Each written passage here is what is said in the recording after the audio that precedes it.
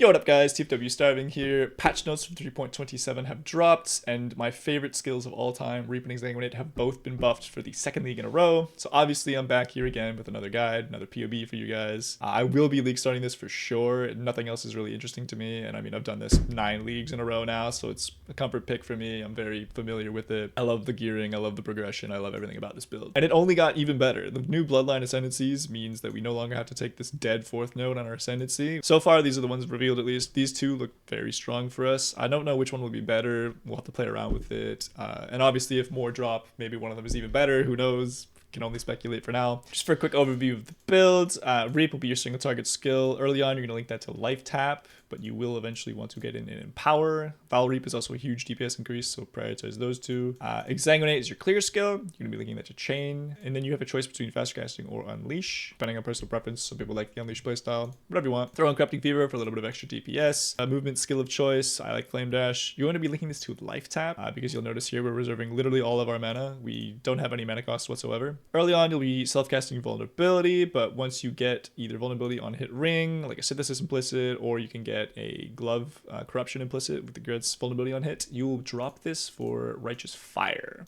Be sure to have enough regen to counteract this, otherwise you will just slowly die. And then you have your choice of guard skill. You know, you can either go Molten Shell or Steel Skin. I prefer Molten Shell because we do get a sizable amount of armor, but Steel Skin is kind of nice for the bleed immunity. You'll be linking that to Automation and Life Tap as well. Auras, we're going low life, so Arrogance, obviously you're going to be throwing in Vitality. You have a choice. If you want to be a little bit tankier, you can go with Tempest Shield with like Glancing Blows kind of setup, and that gives you like a good amount of tank. Shock Immune is also very, very nice and hardcore. If you combo that, like a Life Unblock Shield can be huge for like mitigating small hits. It's very, very strong for that. Hair of Purity just gives you more damage. Can't go wrong with that. In softcore, I'm going to recommend this plus dual wand setup. And then just Determination for some more armor, Pet Blood because we're low life, and Pride because we do physical damage. As for the tree, we do kind of go a little bit all over the place, but generally you're just pathing towards life and you're going to get your fizz damage over time. You just flat fizz here and there, get some reservation here and here. I recommend pathing to the right side later on in the build. You don't really care about getting suppression capped early on. You won't be able to anyway. You're not going low life until you can sustain a decent amount of damage over time. And then Lethe Shade is just kind of a bonus at the end. So like this whole section of the tree, just don't worry about it. Get that last for sure. Gearing in this build is very simple, super SSF friendly. I have like a very detailed notes section that goes over like how to do it, the order, like all that. Be sure to check that out. But just as like a general overview, softcore, you're going to want to go dual wands, and then in trade you're going to want to try and snag some cold iron points. These might be expensive, be aware. I don't know the economy, no one does, but these are the best bang for your buck generally. And then in hardcore, if you just want to be a little bit more tanky, you know, shield setup's great. Get some Tempest Shield and Glancing Blow set up there, you'll be incredibly tanky. Since this is designed as an SSF League Shatter, you can generally get going with anything you find off the ground, but you will eventually want to transition into spell suppression setup, so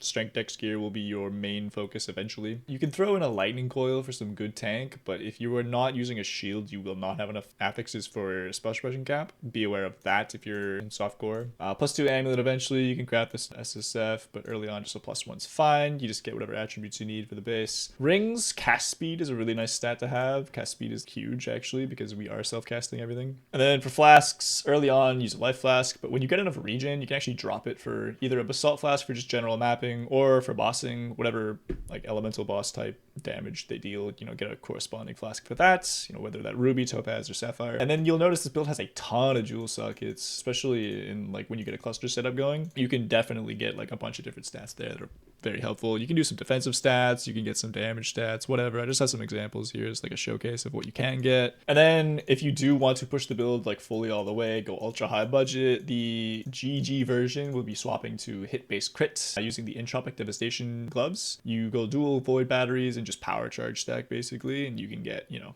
some pretty insane DPS numbers. For leveling the build, you know, you can equip Reap right at level 28 if you want. You just need to have the recovery mastery that gives 50 life per second. You can sustain it fairly easily with that. But you can also do the standard Templar leveling tech of like Rolling Magma and Armageddon Brand. You just have to respec later. I personally don't bother with this. I just use some random melee skill, apply bleed, and get some, there's some like tech to get a very smooth leveling here. I have it in the frequently asked questions, so be sure to check that out. That's pretty much the build. Thank you so much for watching. We'll be live streaming my league start using this build on Twitch, so feel free to follow me there. You can ask me questions, all that about the build. So thanks so much. Have a good league start.